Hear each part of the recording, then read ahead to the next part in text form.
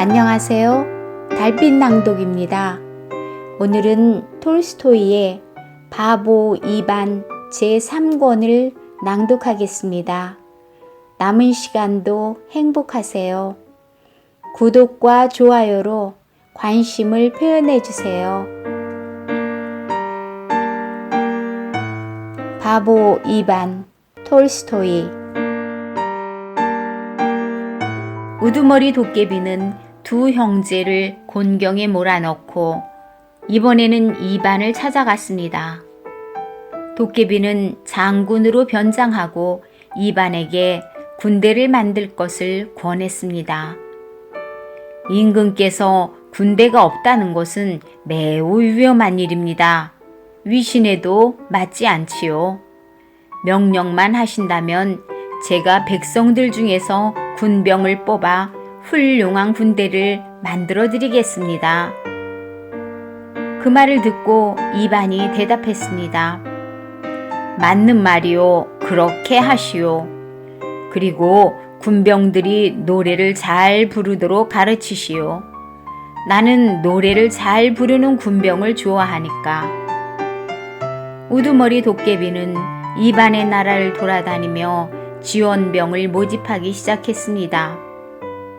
군병이 되는 백성은 비싼 술과 빨간 모자를 준다고 선전했습니다. 그러자 바보들이 비웃으며 말했습니다. 술은 우리한테도 얼마든지 있어요. 직접 우리 손으로 술을 빚으니까요. 그리고 모자도 여자들이 다 만들어주니까 필요 없어요. 알록달록한 것부터 레이스가 달린 것까지 없는 게 없지요. 결국 어느 누구도 군대에 지원하는 사람이 없었습니다. 그러자 우두머리 도깨비는 2반에게 이렇게 말했습니다. 이 나라 바보 백성들은 자원에서 군병이 되려 하지 않습니다. 그러니 강제로 군병을 모집해야겠습니다. 그래, 그것도 좋은 생각이요. 그럼 권력을 써서 군대를 모으시오. 그래서 우두머리 도깨비는 포고령을 내렸습니다. 이 나라 바보들은 모두 군병이 되어야 한다. 만일 명령을 어긴다면 사형에 처해질 것이다. 그러자 바보들은 장군에게 달려와 이렇게 말했습니다. 군병에 지원하지 않으면 임금께서 사형을 명령한다고 하는데 그렇다면 우리가 군병이 되면 어떻게 되는 건가요? 군병이 되어도 목숨을 잃는다고 하던데. 그래, 그럴 수도 있다. 그 대답을 듣자 바보들은 군병이 되지 않겠다고 더욱 고집을 부렸습니다. 그렇다면 군병이 되지 않겠습니다. 어차피 죽을 바에야 차라리 집에서 죽겠어요. 내 놈들은 정말 바보구나. 군병이 된다고 반드시 죽는 건 아니다. 하지만 군병이 되지 않으면 틀림없이 임금이 사형을 내릴 것이다. 그러자 바보들은 곰곰이 생각하다가 2반에게 직접 물어보기 위해 왕에게 달려갔습니다. 장군님이 우리에게 모두 군병이 되라고 하는데 군병이 되면 전쟁터에서 죽을 수도 있어요. 하지만 군병이 되지 않으면 임금께서 사형을 내리신다고 하던데 맞는 말인가요?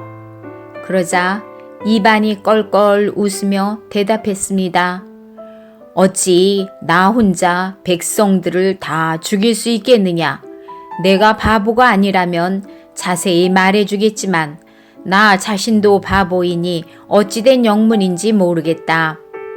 그럼 우리들은 군병이 되지 않겠습니다. 그렇게 하거라. 군병이 되지 않아도 좋다. 그래서 바보들은 장군에게 달려가 군병이 되지 않겠다고 말했습니다. 일이 잘 풀리지 않자 우두머리 도깨비는 이웃나라의 타락한 왕에게 가서 전쟁을 일으키도록 부추기기 시작했습니다. 이번 기회에 전쟁을 일으켜서 이반 왕을 굴복시킵시다. 그 나라에는 돈은 없지만 곡식과 가축 같은 건 많답니다. 그 소리를 들은 타락한 왕은 전쟁을 일으킬 결심을 했습니다. 먼저 군병을 모으고 총과 대포를 준비한 뒤 국경을 넘어 이반의 나라를 침공했습니다. 그러자 백성들이 말했습니다. 타락한 왕이 전쟁을 시작했습니다. 하지만 이반 왕은 별로 신경을 쓰는 기색이 아니었습니다. 뭐 큰일이야 있을라고, 전쟁을 할 테면 하라고 해. 타락한 왕은 국경을 넘자 이반의 군대를 염탐하기 위해 선발대를 보냈습니다. 아무리 돌아다니며 염탐을 해봐도 이반의 나라엔 군병이 보이지 않았습니다. 그래도 타락한 왕은 어딘가 이반의 군대가 함정을 파놓고 기다리고 있을지 모른다고 생각했습니다. 그래서 진격을 하지 않은 채 오랫동안 국경 근처에서 기다려 보았습니다. 그러나 아무리 기다려도 군대에 대한 소문은 들려오지 않았습니다. 즉, 싸움을 하려 해도 싸울 상대가 없었습니다. 기다리다 못해 타락한 왕은 군병을 보내 마을을 점령하도록 했습니다. 그러자 남녀 바보들이 뛰어나와 군병들을 보고 깜짝 놀라는 것 같았습니다. 군병들은 바보들의 마을에서 곡식과 가축을 약탈했습니다. 하지만 바보들은 모든 재산을 달라는 대로 다 내어주고 아까워하지 않았습니다. 게다가 재산을 지키려고 반항하기는커녕 오히려 자기들과 함께 평화롭게 살자고 권하기도 했습니다. 다른 마을에서도 사정은 비슷했습니다. 타락한의 군병들은 나라 전체를 돌아다니며 약탈을 했지만 어느 곳에서도 반항하는 일은 없었습니다. 있는 것을 다 내어주면서도 오히려 즐거워하는 눈치였습니다. 당신 나라에서 살기 어렵거든 우리나라로 와서 같이 살아요. 모두 그런 식이었습니다. 게다가 타락한의 군병들이 전국을 돌며 군대를 찾아보아도 흔적조차 없었습니다. 이반의 백성들은 스스로 일해서 먹고 살며 남도 도와주고 지냈습니다. 그러다 보니 자기 것에 대한 개념이 없었고 남을 위해서는 목숨조차 아까워하지 않았습니다. 그리고 타락한의 군병들에게 이곳에 와서 같이 살자고 계속 권했습니다. 그러자 군병들은 차츰 지루해지기 시작했습니다. 전쟁다운 전쟁이 아니었기 때문입니다. 결국 병사들은 타락한 왕을 찾아가 말했습니다. 전쟁을 할 수가 없습니다. 우리들을 다른 나라로 보내주십시오. 전쟁을 하고 싶은데 도무지 여기서는 전쟁이 되지 않습니다. 이 나라와 전쟁을 하는 건 약한 사람들을 괴롭히고 못살게 구는 것 같아 참을 수가 없습니다. 그 소리에 타락한 왕이 화가 나서 소리를 질렀습니다. 온 마을에 불을 지르고 가축들을 죽여라. 만일 명령을 어기는 자가 있으면 무조건 엄한 벌을 내릴 것이다. 그 말에 군병들은 어쩔 수 없이 명령을 수행할 수밖에 없었습니다. 그들은 마을의 집과 곡식을 태워버리고 가축들을 죽이기 시작했습니다. 그러나 바보들은 여전히 방어를 하지 않고 주저앉아 울기만 했습니다. 왜 우리들을 못살게 구는 거야? 왜 우리 재산을 불태우는 거야? 필요하면 차라리 가져가면 될 것을. 그들은 그렇게 울기만 했습니다. 그러자 군병들은 마음이 우울해지기 시작했습니다. 바보들의 말이 맞는 데다가 불쌍해 보였기 때문입니다. 그래서 군병들은 더 이상 난동을 부리지 않기로 했습니다. 그리고 결국 군병들은 전쟁을 그만두고 뿔뿔이 흩어지고 말았습니다. 우두머리 도깨비는 어쩔 수 없이 그곳을 떠나야 했습니다. 군대의 힘만으로는 이반을 이길 수 없었던 것입니다. 그래서 이번에는 멋진 신사로 위장해 이반의 나라에 정착했습니다. 배불뚝이 타라스에게 썼던 방법을 이반에게 쓰려고 결심했던 것입니다. 나는 훌륭한 지식을 가르쳐 당신들에게 도움을 드리겠습니다. 그리고 이 나라에 집을 짓고 장사를 시작하겠습니다. 우두머리 도깨비가 이반에게 아첨하며 말했습니다. 좋은 생각이요. 그럼 여기서 살도록 하시오. 이반은 신하를 시켜 신사에게 살 곳을 마련해 주었습니다. 집을 얻은 신사는 그래서 새 집에서 첫날 밤을 지내게 되었습니다. 그리고 다음 날 아침 신사는 금화가 들어있는 커다란 자루와 종이를 가지고 마을 광장에 나가서 이렇게 외쳤습니다. 여러분은 마치 돼지처럼 살고 있습니다. 그래서 나는 여러분에게 어떻게 살아야 하는지 알려주려고 합니다. 먼저 이 설계도에 맞게 집을 짓도록 하십시오. 여러분은 일을 하고 내가 지시를 하겠습니다. 그리고 내 지시대로 따라주면 여기 있는 금화를 주겠습니다. 말을 마친 신사는 바보들에게 금화를 보여주었습니다. 바보들은 놀라지 않을 수 없었습니다. 왜냐하면 바보들에겐 돈이라는 것이 아예 없었기 때문입니다. 필요한 것이 있으면 서로 물물 교환을 했고 일은 공동으로 힘을 합쳐 해왔기 때문입니다. 하지만 금화를 보자 바보들은 마음이 흔들리기 시작했습니다. 저 금화라는 것 좀 봐. 장난감으로 딱 알맞겠어. 그래서 바보들은 금화를 얻기 위해 신사의 지시대로 노동을 했습니다. 우두머리 도깨비는 타라스의 나라에서 했던 것처럼 누런 금화를 뿌려가며 온갖 물건을 사들였습니다. 그러자 바보들은 모든 물건을 금화와 바꾸었고 온갖 노동을 해서 금화를 벌어들였습니다. 우두머리 도깨비는 속으로 신이 나서 이렇게 말했습니다. 이 정도면 성공이야. 이번에야말로 이반을 타라스처럼 만들어버려야지. 놈이 다시는 일어서지 못하게 해야지.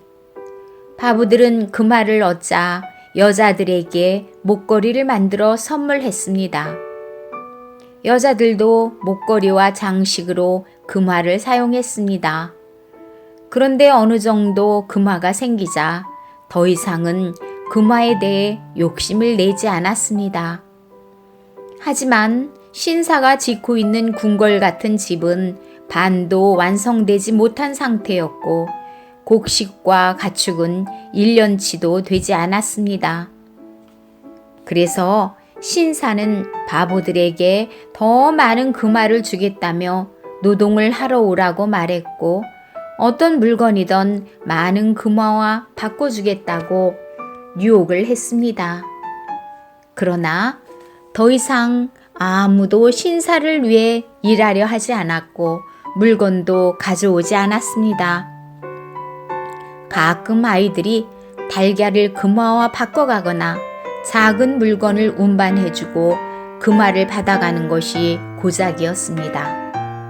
그 외에는 아무도 신사를 찾아오지 않았습니다. 그러자 신사는 먹을 것이 궁한 형편이 되고 말았습니다. 어느 정도 세월이 흐르자 결국 신사는 먹을 것이 없어 마을을 돌아다니며 구걸을 해야 하는 처지가 되었습니다. 한 집에 찾아가 닭과 금알을 바꾸려 했지만 주인 여자는 말을 듣지 않았습니다. 우리 집에도 그런 건 많아요. 할 수 없이 신사는 어부를 찾아가 생선과 금알을 바꾸려고 했습니다. 그러나 어부 역시 마찬가지 반응이었습니다. 그런 건 필요 없어요. 우리 집엔 아이들이 없어서 그런 장난감은 필요 없어요. 아무리 귀한 물건이라고 해도 필요 없어요. 나도 그런 금화는 세 입이나 갖고 있는 거려. 다시 우두머리 도깨비는 빵을 사려고 농부의 집에 찾아갔습니다. 그러나 농부도 금화를 받으려 하지 않았습니다. 금화는 필요 없어요. 하지만 예수님을 위해 착한 일을 하라면 하겠어요. 잠깐만 기다려요. 아내에게 빵을 좀 나눠주려고 할 테니까. 정말로 거지 신세가 된 우두머리 도깨비는 기분이 상해서 농부의 집에 침을 뱉은 후 도망치듯 그 자리를 벗어났습니다. 예수님의 이름으로 착한 일을 한다는 것이 우두머리 도깨비의 마음을 상하게 했던 것입니다. 예수라는 말만 들어도 우두머리 도깨비는 무서웠던 까닭입니다. 결국 우두머리 도깨비는 빵도 얻지 못했습니다. 이반의 나라에 사는 바보들은 모두 충분히 그 말을 갖고 있다고 여겼던 것입니다. 그래서 우두머리 도깨비가 아무리 그 말을 들고 사람들을 찾아가도 똑같은 반응만 보였습니다. 다른 물건을 가져오면 필요한 것을 주겠어요. 아니면 차라리 그냥 구걸을 하면 먹을 것을 나눠주겠어요. 하지만 우두머리 도깨비에겐 금화뿐이었습니다. 다른 것은 아무것도 갖고 있지 않았습니다. 더욱이 먹을 것을 위해 노동을 하거나 구걸을 하기는 싫었습니다. 우두머리 도깨비는 화가 나지 않을 수가 없었습니다. 도대체 어떻게 된 거야? 돈이란 것은 정말 필요한 것인데 돈만 있으면 무엇이든 살 수 있고 하인도 부릴 수 있잖아. 그러나 바보들은 그 말을 들으려 하지 않았습니다. 그리고 이렇게 말했습니다. 그런 건 필요 없어요. 이 나라에는 계산이나 세금이 없으니까요. 그러니 그까짓 돈이 무슨 소용이 있겠어요? 할 수 없이 우두머리 도깨비는 저녁도 먹지 못한 채 잠자리에 들어야 했습니다. 이러한 사정은 이반의 귀에도 들어갔습니다. 백성들이 이반을 찾아와 다음과 같이 말했기 때문입니다. 도대체 어쩌면 좋겠습니까? 우리나라에 훌륭한 신사가 찾아와 살고 있습니다. 그는 맛있는 것을 먹고 좋은 술을 마시며 깨끗한 옷만 입고 일하기를 싫어합니다. 더욱이 구걸은 하기 싫어하면서 금화만 자꾸 내놓습니다. 예전에 금화가 없을 때는 신사에게 무엇이든 갖다 주었는데 이젠 아무도 그에게 물건을 주지 않습니다. 그러니 이 신사를 어떻게 하면 좋겠습니까? 저러다 굶어 죽을까봐 걱정입니다. 이 말을 들은 이반이 이렇게 말했습니다. 당연하지. 굶어 죽으면 안 되지. 그 신사에게 양치는 목자처럼 집집마다 돌아다니며 구걸을 해서 먹고 살게 하라. 그렇게 해서 우두머리 도깨비는 이곳저곳을 돌아다니며 구걸을 하게 되었습니다. 그리고 며칠이 지나자 이반의 궁궐에 구걸을 하러 갈 차례가 되었습니다.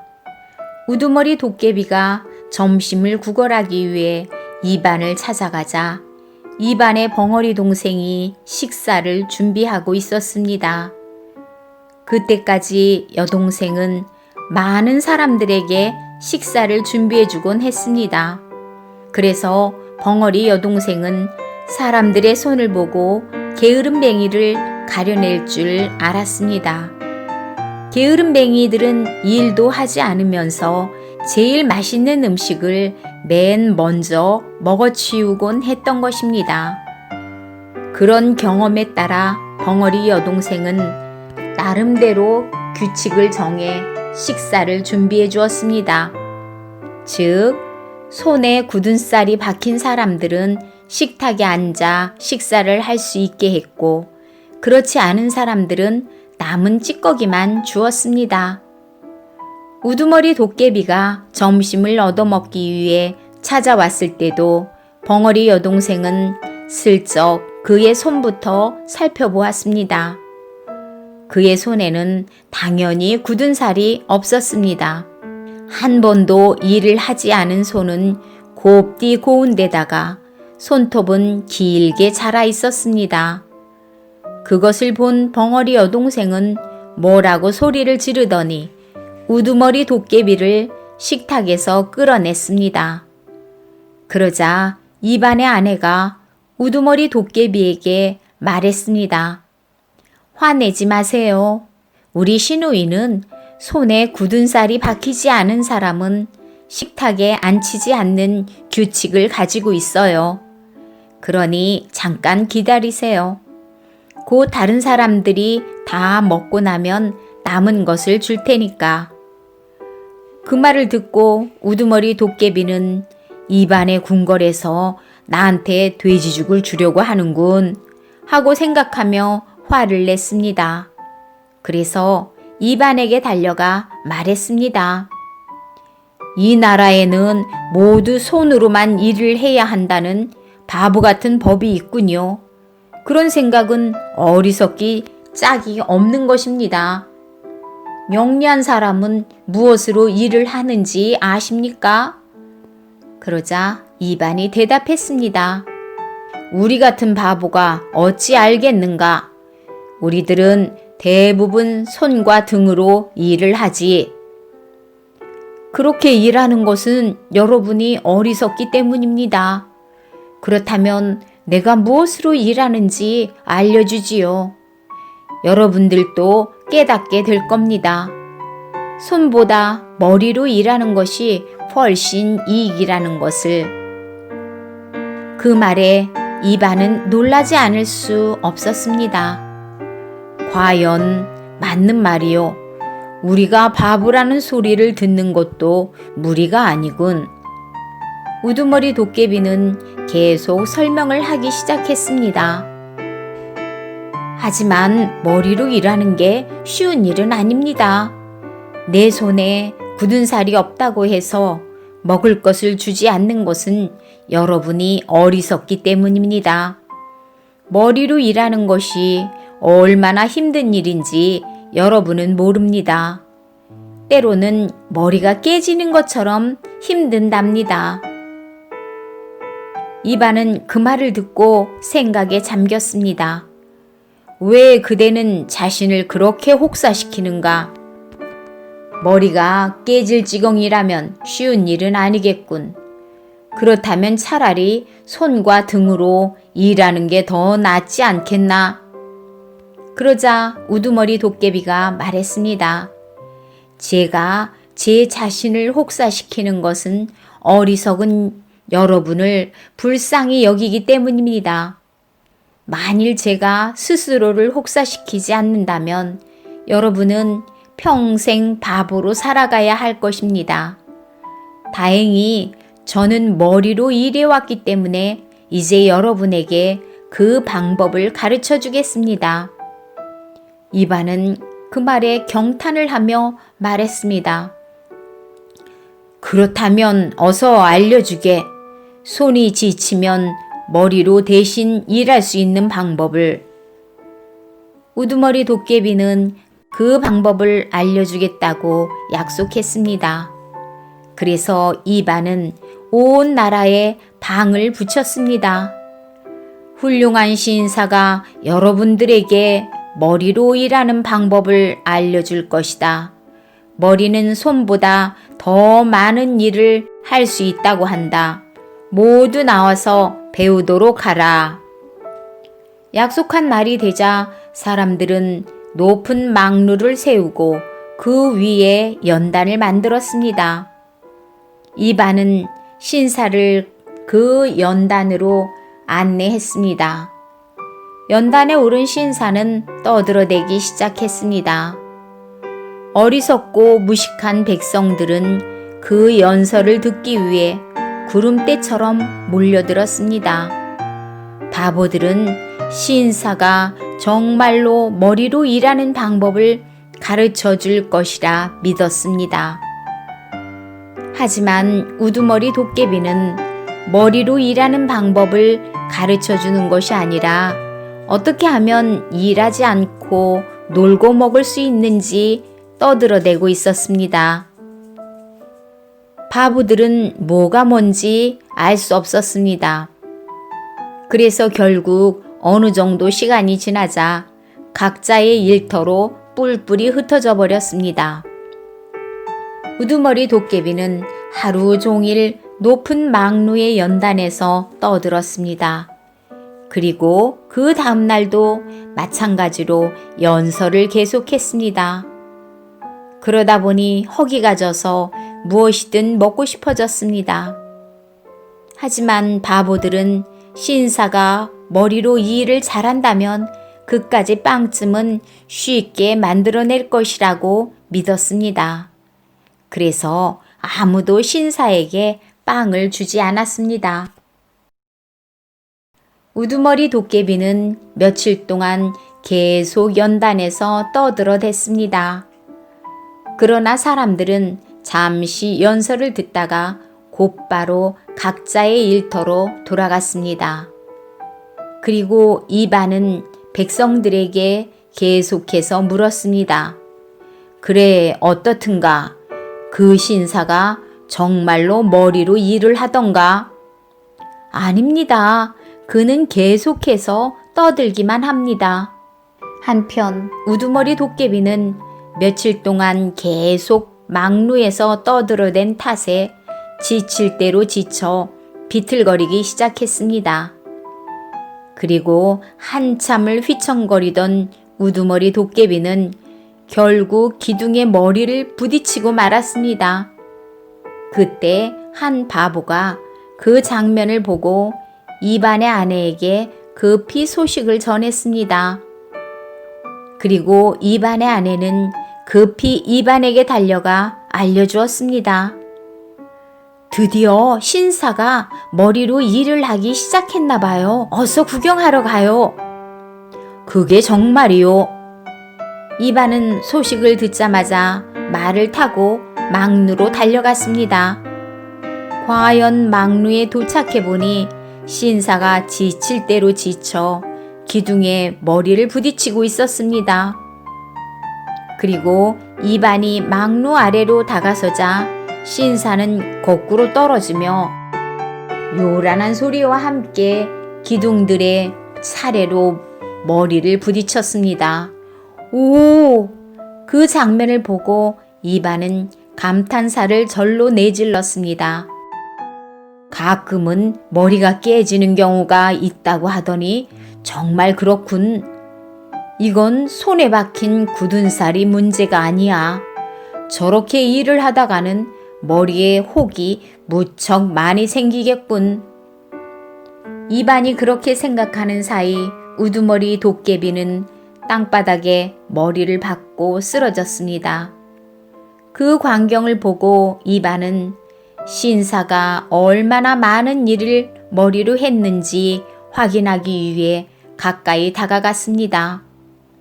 그러나 그 순간 신사의 머리가 박혀있는 땅바닥이 쩍 하고 갈라지더니 커다란 구멍과 함께 신사가 땅속으로 빨려 들어가 버렸습니다. 그리고 그 자리에는 구멍만 하나 뚫려 있을 뿐이었습니다. 이런 세상에 또 그놈이었군. 그놈들의 아비가 틀림없어. 아무튼 별 해괴한 놈들이 다 있군. 그리하여 도깨비들은 모두 사라졌고 이반의 나라는 여전히 평화를 지킬 수 있었습니다. 그리고 더 많은 사람들이 이반의 나라로 찾아왔고 두 형들도 이반을 찾아왔습니다. 이반은 물론 그들을 모두 받아들였습니다. 그 어느 누가 찾아와 도와주세요 하면 이반은 좋아요. 이곳에 와서 살도록 하시오. 여기는 무엇이든 다 있으니까 하며 흔쾌히 대답했습니다. 그러나 이 나라에 살려면 꼭 지켜야 할 것이 있었습니다. 그것은 바로 손에 굳은 살이 박힌 사람은 식탁에 앉아 식사를 하지만 그렇지 않은 사람은 남은 찌꺼기를 먹어야 한다는 것이었습니다.